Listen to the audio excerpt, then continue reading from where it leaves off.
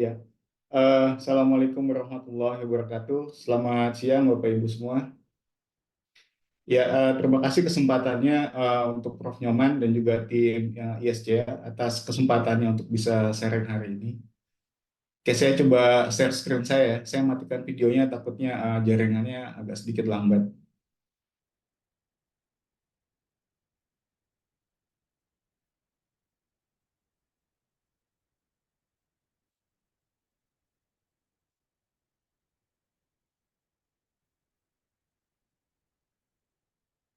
Apakah Bapak Ibu udah bisa lihat slide presentasinya? Kelihatan, Pak. Baik.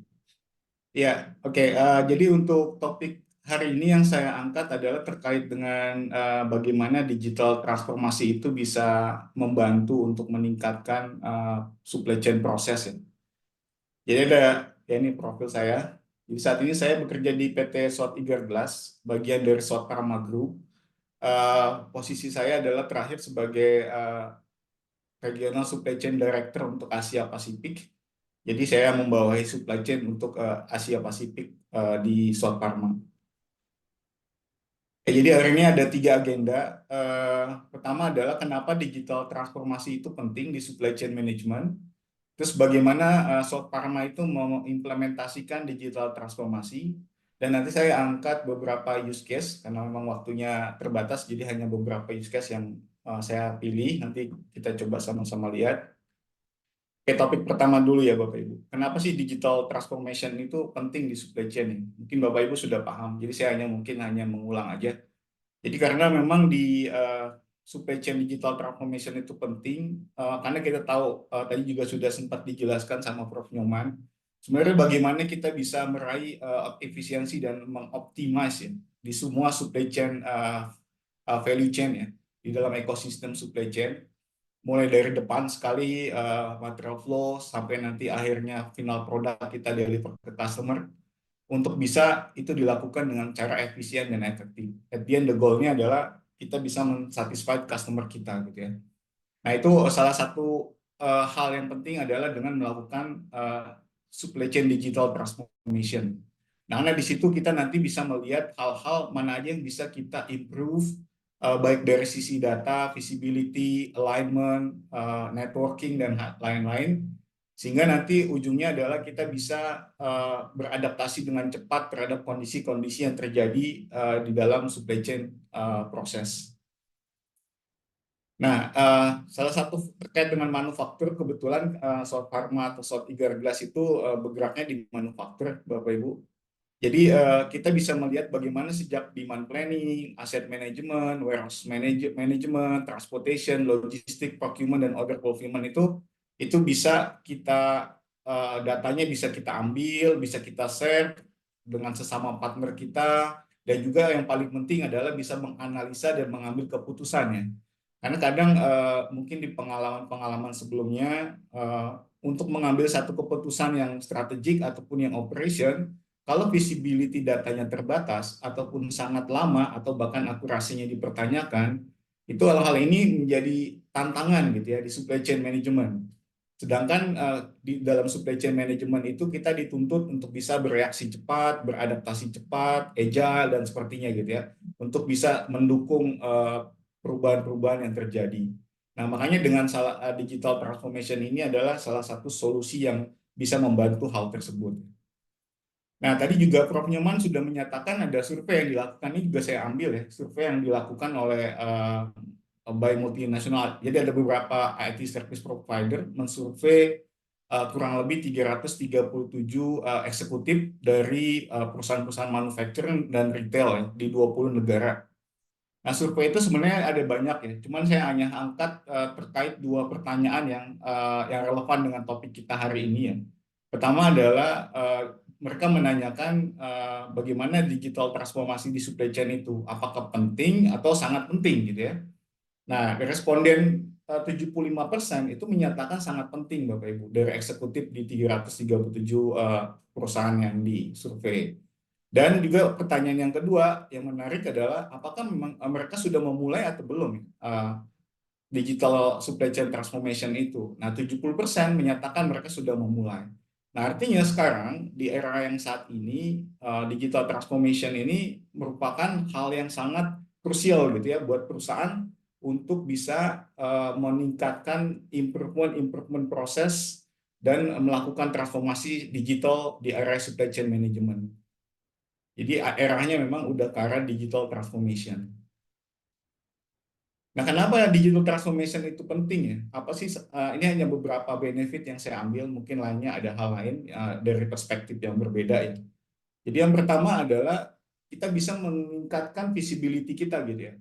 Karena di sini sangat penting untuk punya yang namanya visibility gitu. Apalagi kalau kita dealing dengan proses yang sangat cepat, perubahan yang sangat cepat.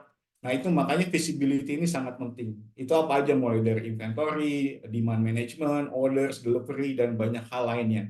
Semakin kita bisa melihat visibility dan semakin cepat visibility itu bisa terlihat, baik contoh misalnya inventory, ataupun terkait dengan delivery, itu tentunya menjadi sangat membantu gitu untuk tim di supply chain management untuk melihat keadaannya gitu, apakah baik-baik saja atau ada sesuatu yang mesti dilakukan. Nah, itu yang menjadi penting kenapa digital transformation ini apa namanya penting untuk dilakukan. Nah, yang kedua adalah bisa meningkatkan kecepatan untuk proses ya. Jadi ada banyak hal yang dilakukan di digital transformation. Salah satunya adalah prosesnya bisa lebih cepat. Nanti saya ambil beberapa case contoh untuk kayak hal ini. Terus yang kedua adalah untuk mengurangi human error. Jadi mungkin di era-era sebelumnya kita sering lihat banyak hal yang dilakukan dengan melakukan di era ERP awal tetap melakukan entry secara manual, collecting data secara manual, dan reporting itu tidak ready to use atau tidak ready to analyze. Tapi mesti diolah-olah lagi sehingga itu menjadi satu data informasi yang bisa digunakan untuk mengambil keputusan.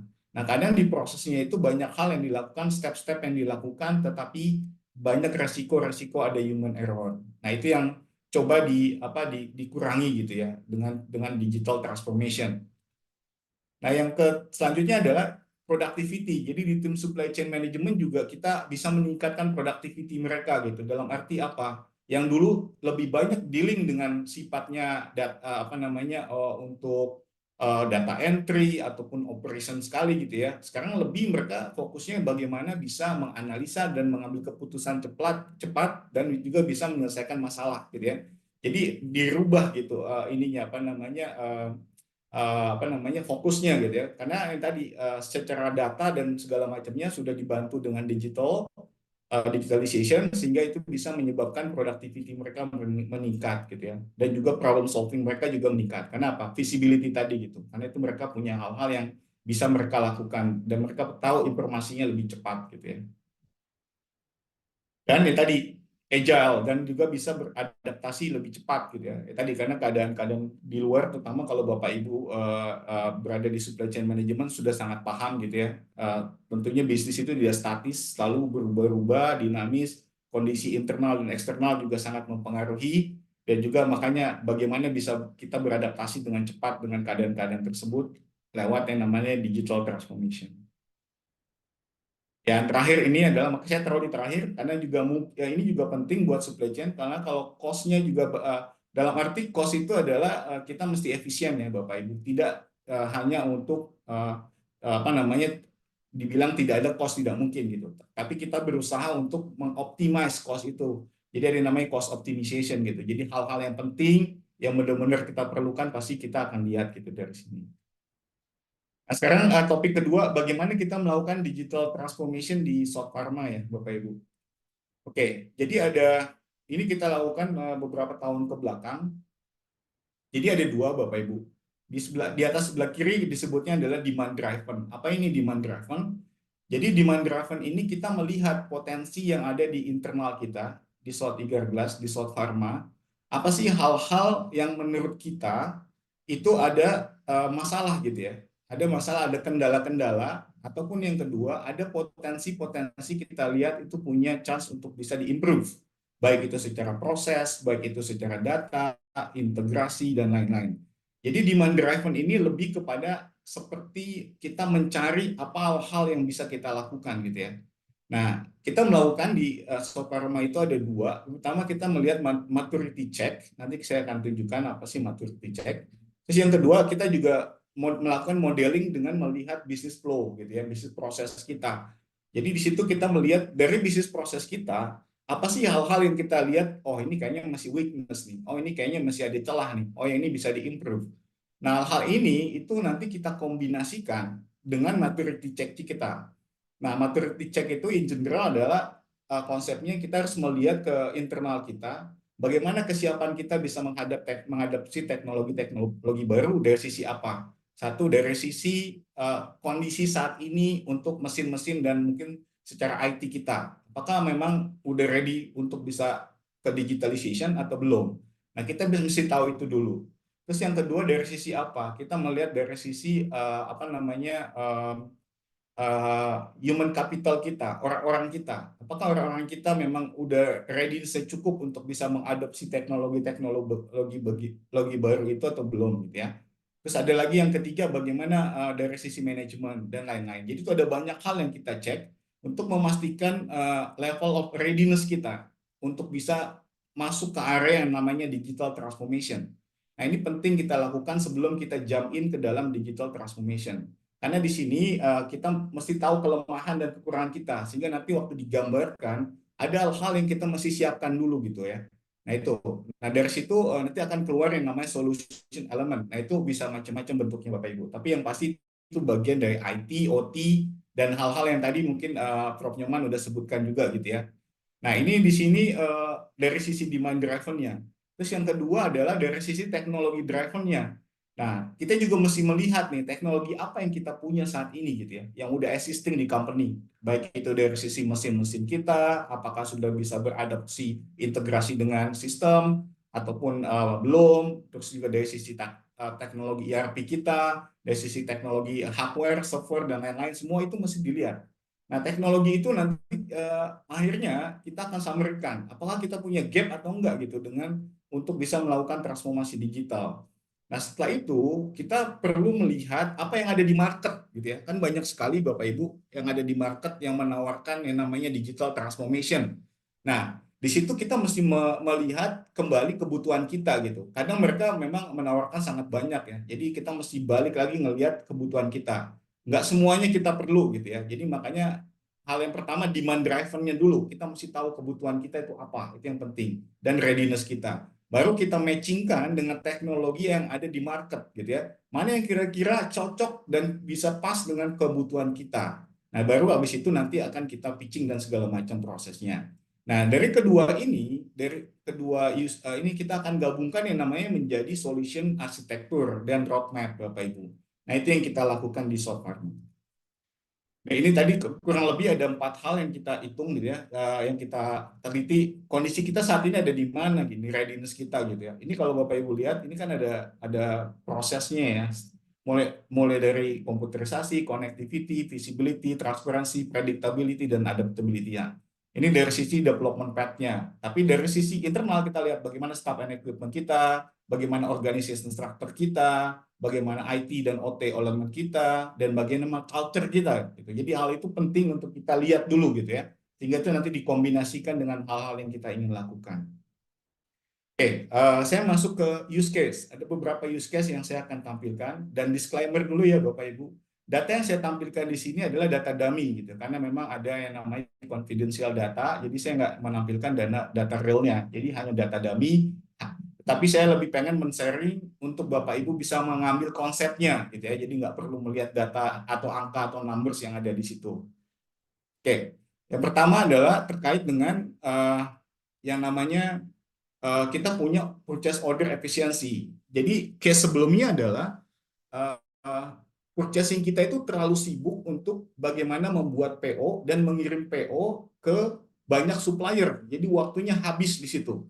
Setelah user itu bikin PR dan dapat approval, selanjutnya tugas purchasing bagaimana PO itu dibuat di sistem, terus bagaimana dia kirim ke supplier. Nah, waktunya cukup habis gitu ya ke situ kalau kita lihat. Nah, coba kita melihat bagaimana nih caranya kita bisa meningkatkan efisiensi tim purchasing kita supaya nggak lagi terlibat yang namanya membuat PO dan mengirim PO gitu ya. Nah, makanya di proses kita, terus kita improve bagaimana kita membuat yang namanya automatically PO creation, dan juga automatically sending, dan juga automatically ask order confirmation ke supplier-supplier kita. Nah, di sini kita dalam konteks yang ada ditampilkan dashboard ini adalah kita merate gitu, kita menghitung udah di level apa kita saat ini. Nah, kalau Bapak Ibu lihat 87% efficiency rate itu artinya 87% semua PO itu sudah dilakukan dengan digitalization. Artinya tidak ada lagi paper, tidak ada lagi manual PO creation, tidak ada lagi manual send ke supplier, dan tidak ada lagi manual order confirmation dari supplier. Dan itu semua integrasi dengan ERP kita. Nah, ini angka ini dengan implementasi ini itu cukup bagus Bapak Ibu.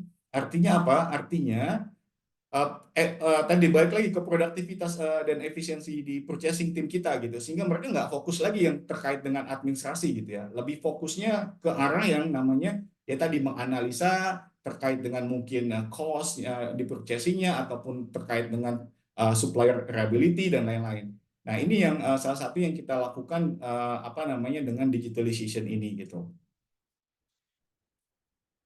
Nah, topik kedua ini juga di case operation sekali yang saya angkat. Jadi di kita juga karena kita running factory 24 kali 7 gitu, jadi kita nggak ada off-nya dan running 3 shift full gitu ya, 4 grup. Jadi memang material availability itu menjadi salah satu critical point gitu ya, untuk memastikan tidak ada shortage material atau kekurangan material, sehingga itu nanti bisa membuat operation, production dan lain-lain atau bahkan sampai delivery ke customer bermasalah. Nah, yang kita lakukan adalah kita mengestimasi material shortage untuk memastikan itu aman gitu. Jadi kita punya visibility. Yang saya tampilkan di sini yang singkat 7 hari, tapi kita ada 14 hari, ada 21 hari, dan sampai ada yang 30 hari gitu. Teman yang saya tampilkan yang konteksnya 7 hari, tapi lebih ke konsepnya aja gitu yang saya ingin sharing.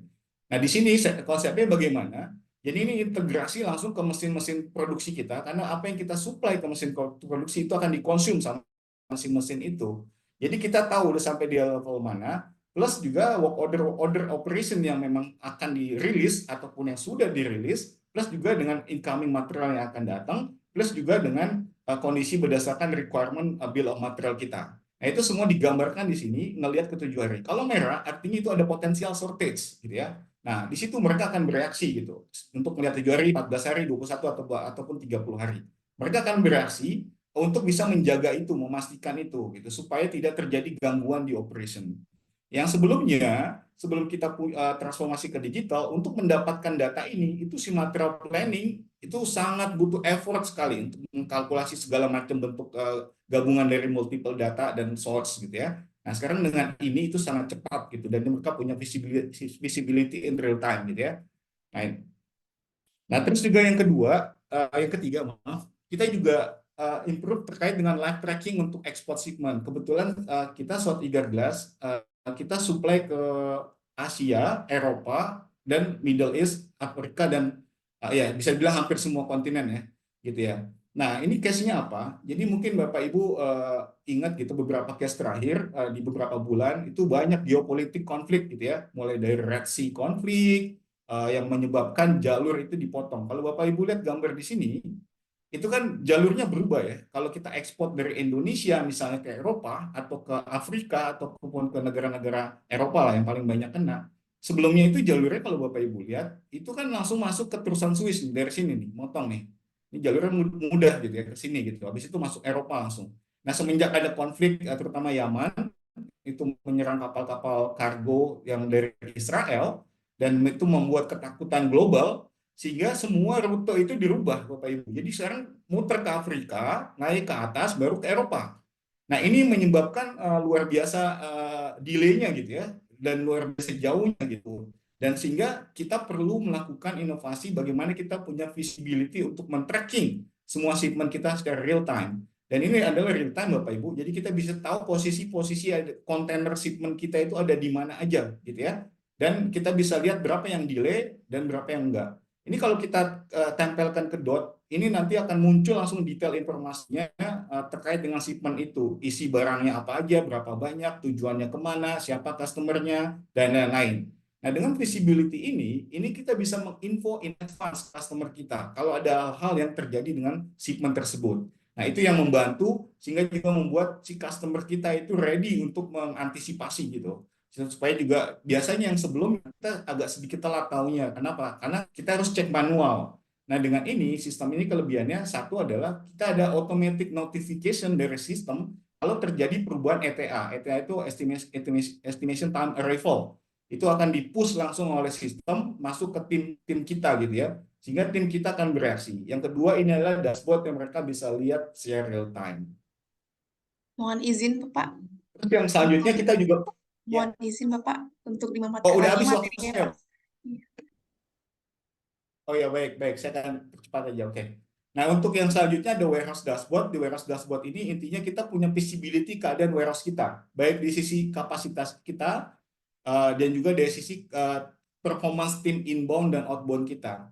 Kapasitas sangat penting karena apa? Di situ ada, kalau kita tidak punya visibility kapasitas, yang biasa terjadi adalah kalau kita ada tangan ataupun ada penyimpanan gitu ya, baik itu material packaging ataupun finished good, itu akan berbahaya gitu ya terhadap operasi di gudang gitu. Kalau sampai itu overloaded gitu ya, itu mesti kita, dan dengan ini kita punya visibility untuk itu.